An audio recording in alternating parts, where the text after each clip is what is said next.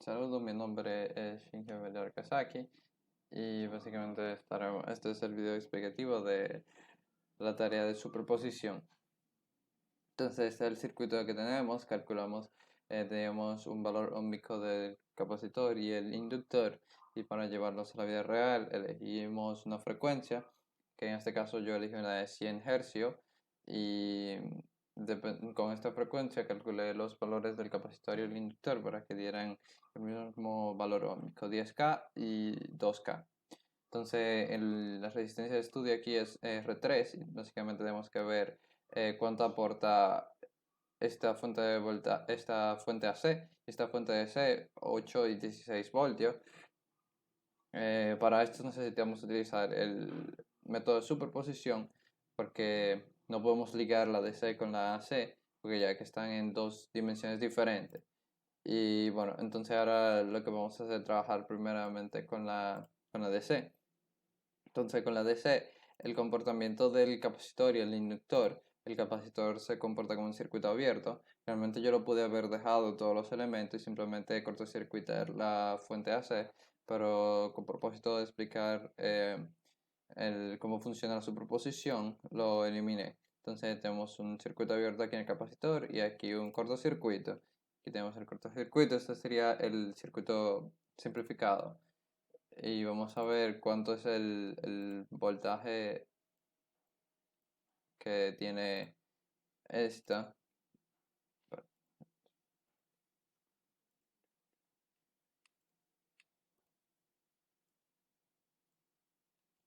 Ok, entonces ahora sí, vamos a ver cuánto es el voltaje que aporta esta fuente de C a nuestra resistencia de estudio. Aquí tenemos que, ya con todo seteado para que no dure tanto el video, tenemos que tienes un valor de 4.8 voltios DC. Tiene esta resistencia medido con el osciloscopio, básicamente. No tiene ningún desfase, ya que estamos hablando de un voltaje DC, por lo que, bueno, ese sería 4.8 DC. Ahora pasando a cuánto aporta la fuente AC.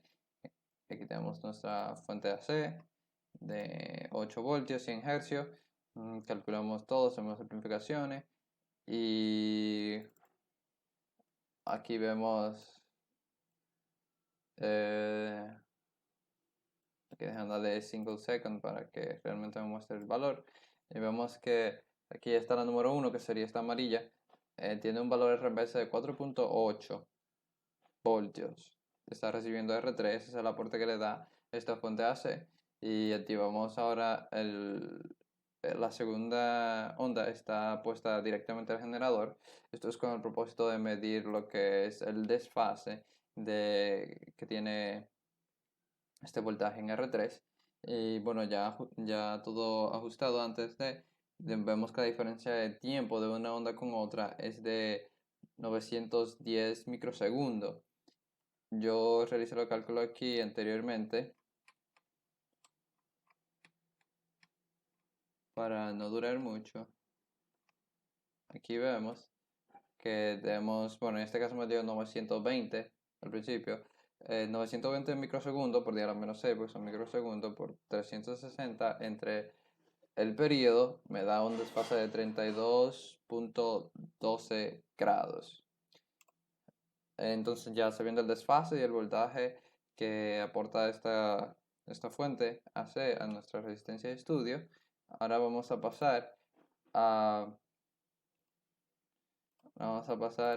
a cómo cómo se grafica todo con ambas fuentes. Pues vemos aquí que con la fuente de C nos da una línea, ¿verdad? Completamente. Y aquí vemos como en nuestra fuente AC, vemos como su eje X está en el cero, o sea, oscila acá todo el tiempo.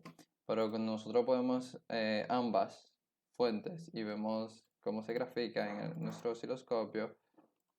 Aquí vemos claramente cómo mantenemos la onda ante vista de AC, pero en este caso no está en su eje X, no está en cero, sino que tenemos que está desplazado ligeramente y este se está desplazado, oscila dentro de un valor promedio de 4.8 voltios, que sería la DC básicamente, que lo mueve. Y bueno, el desfase sería el mismo. Como resultado, nosotros tenemos el voltaje de V3, o sea, la resistencia número 3 es de 4.8 voltios DC, más 5.81 voltio máximo o pico. Esto ya ha convertido el voltaje AC que aporta la fuente al dominio del tiempo, seno de WT menos 32.76, que era el desfase de la fuente, el desfase del voltaje en R3. Y bueno, aquí básicamente vemos. Bien, luego de haber visto qué sucede, teníamos que ahora agregar una tercera fuente en serie con la resistencia R3 para ver qué sucedía con una frecuencia diferente. En este caso yo elegí una frecuencia de 220 Hz. Y aquí, déjame primero limpiar todo esto.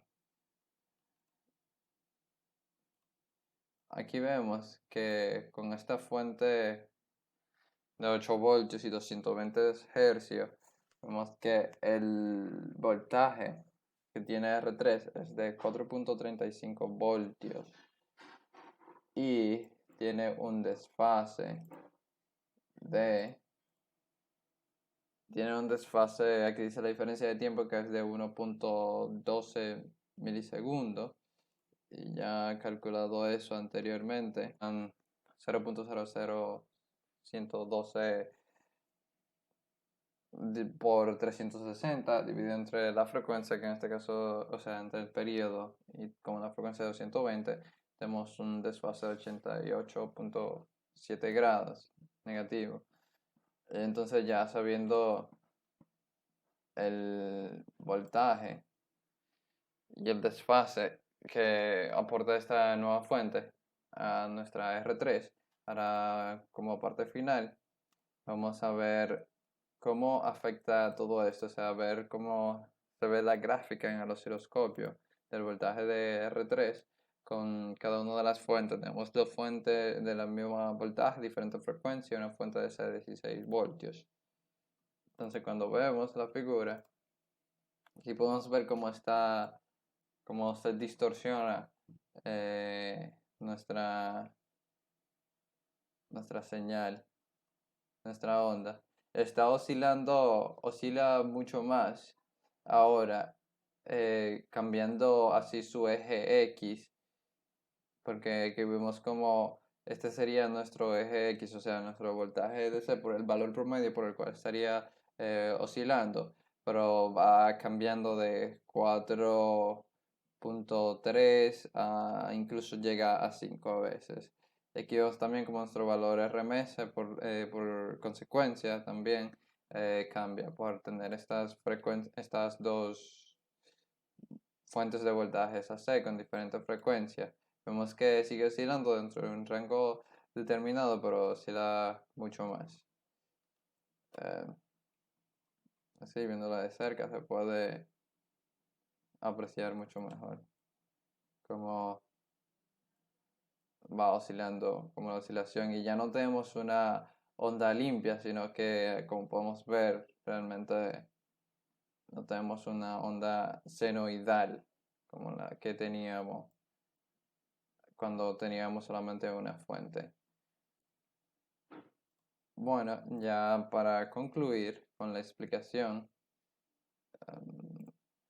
para concluir con la explicación, ya vimos todo esto con todas las fuentes. La onda se mantiene cambiando de valor dentro de un margen determinado, en la C y la D. Estos fueron medidos con multímetros, pero bueno, con conclusión, esto sería el voltaje final de B3 con las tres fuentes. Tenemos 4.8 voltios DC. Entonces pertenecería a la fuente AC de 100 hercios, 5.8 voltaje máximo, seno de WT menos 32,76 grados, más 6.15 voltaje máximo. Todo esto enseñamos el valor en RMS, se multiplicó por raíz de 2 para volverlo a voltaje máximo y así convertirlo a dominio del tiempo. Entonces tenemos 6.15 voltios máximo o pico, seno de WT menos 88.7. Entonces esto sería el voltaje final con lo de R3 con las tres fuentes. Busca cada uno individualmente por el método de superposición. Y bueno, eso sería todo. Espero que se haya entendido y que no me haya faltado nada. Muchas gracias.